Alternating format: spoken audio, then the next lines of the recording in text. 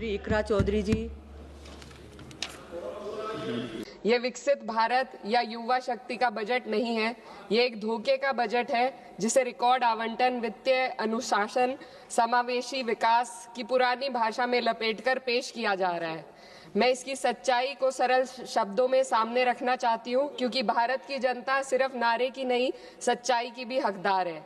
सबसे पहले जिस वित्तीय अनुशासन की बात सरकार कर रही है, मैं ये बताना चाहती हूँ सदन को कि वो अनुशासन समाज कल्याण और राजस्व में कटौती करके हासिल किया गया है। इस सरकार बजट के आकार को जोर शोर से बड़ा बता रही है, लेकिन गरीबों के कल्याण के लिए बजट में घुटन है। उनके लिए खर्च का दायरा लगातार सिकुड़ रहा है। देश पर कुल कर्ज जीडीपी का करीब 55% है।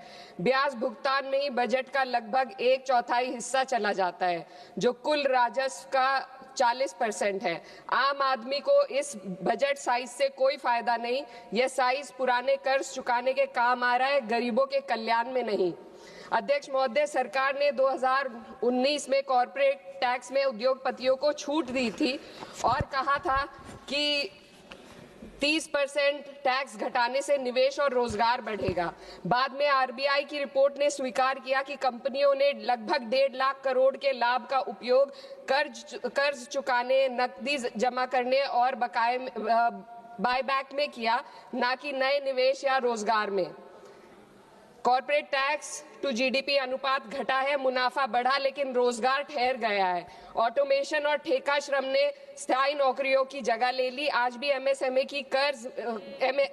को कर्ज नहीं मिल रहा। युवाओं में बेरोजगारी बनी हुई है और असमानता लगातार बढ़ती जा रही है। शीर्ष 1% ने विकास का बड़ा हिस्सा अपने पास रख लिया, जबकि बाकी जनता ने अप्रत्यक्ष करों और कटे हुए कल्याण के माध्यम से इसकी कीमत चुकाई है। ये विधेयक उसी कॉर्पोरेट प्रथम नीति को जारी रखता है। ये सुधार नहीं, बल्कि बड़े उद्योगों के सामने आत्मसमर्पण है।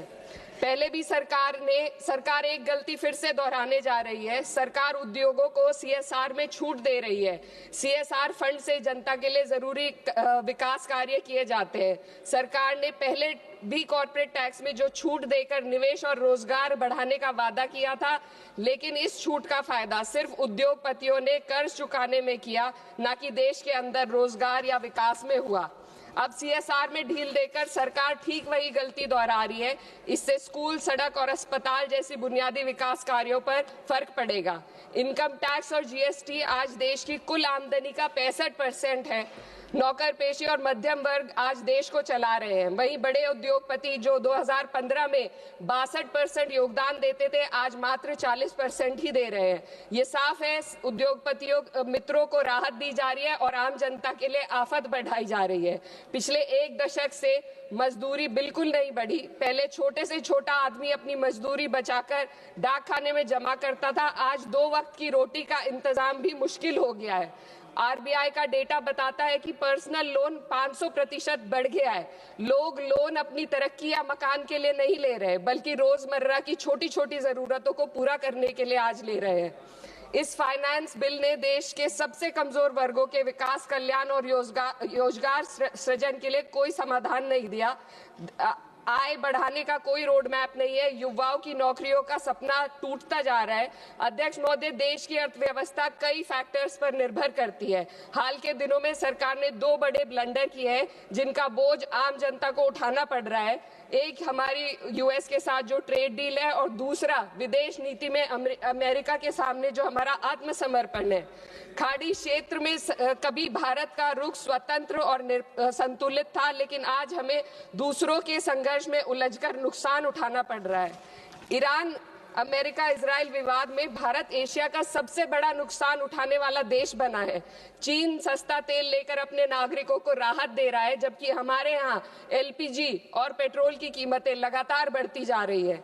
ईरान जैसे पुराने मित्र के कठिन समय में हम खुलकर समर्थन नहीं कर सके और आज गैस आपूर्ति के लिए बार बार अनुरोध करना पड़ रहा है। विदेश नीति साहस और स्पष्टता से चलती है। इसको ईरान के शहीद supreme leader Ayatollah Ali Khamenei ji ने अपनी शहादत से साबित किया। 36 साल की उम्र के लीडर ने कभी 56 इंच की छाती का दावा नहीं किया, बल्कि जब जरूरत पड़ी तो अमेरिका के सामने झुकने की बजाय उन्होंने शहादत को गले लगाना पसंद किया। लचर विदेश नीति ने देश को महंगाई और आपूर्ति के संकट की दहलीज पर लाकर खड़ा कर दिया है। सरकार कहती है भंडार पर्याप्त है, तो कीमतें क्यों लगातार बढ़ती जा रही है?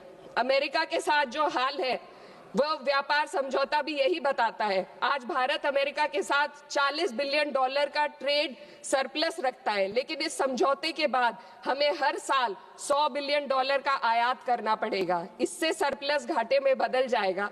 इस ट्रेड डील ने देश के किसानों को अमेरिका के अमीर किसानों के हाथों बेच दिया है।